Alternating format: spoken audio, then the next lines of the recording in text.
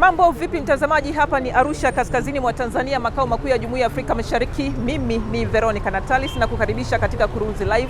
Ninajua kwamba unawafahamu watu wengi maarufu ambao wanafuatiliaji wengi katika kurasa zao za mitandao ya kijamii, lakini leo nakukutanisha na miongoni mwao.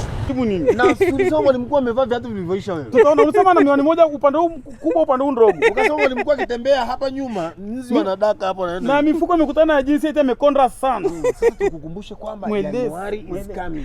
Nani unataka fenesi? Januari inakuja, moja kati ya maudhui ambayo yamewatambulisha Zuri Comedy katika sanaa ya vichekesho, na sasa wamekuwa ni watu maarufu ambao wanafuatiliwa sana hapa nchini Tanzania.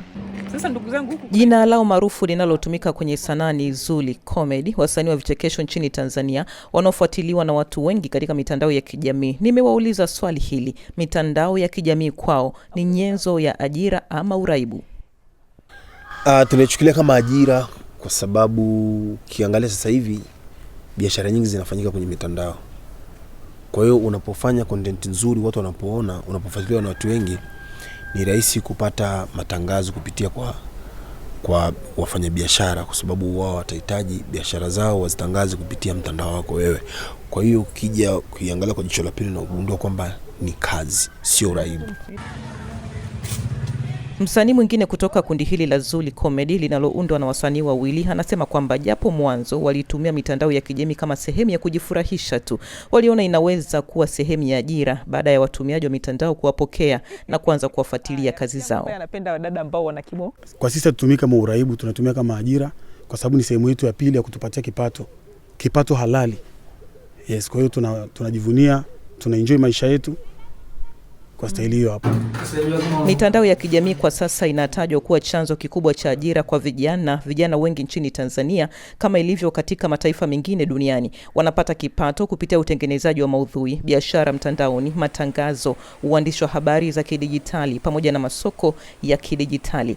Lakini kama ilivyo kila kizuri hakikosi kasoro. Kuna ushahidi unaoonyesha kwamba matumizi ya muda mrefu na yasiyodhibitiwa yanaweza kusababisha uraibu na kuvuruga mahusiano ya kijamii, hasa kwa watoto. Wafuatiliaji wa maudhui mitandaoni, je, wanazungumzia vipi maudhui yanayochapishwa mitandaoni?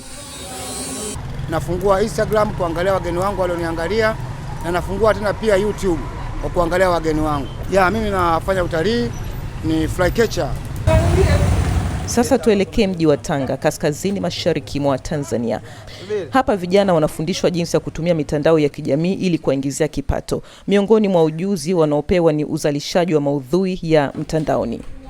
Kituo hiki kilichopewa jina la Kidijitali Center kupitia mpango wa Our City chini ya taasisi ya Foundation Botna kimetoa mafunzo kwa zaidi ya vijana 150 mpaka sasa ambao wanaitumia mitandao ya kijamii kama ajira. Ninachosomea mimi nasomea mambo ya graphics design. Mpaka sasa nimeelewa na ninaweza kutengeneza posta na pia wateja ninapata.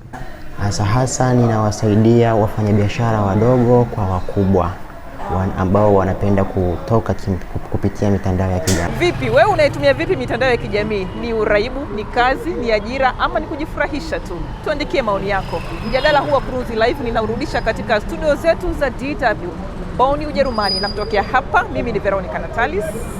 Chao chao.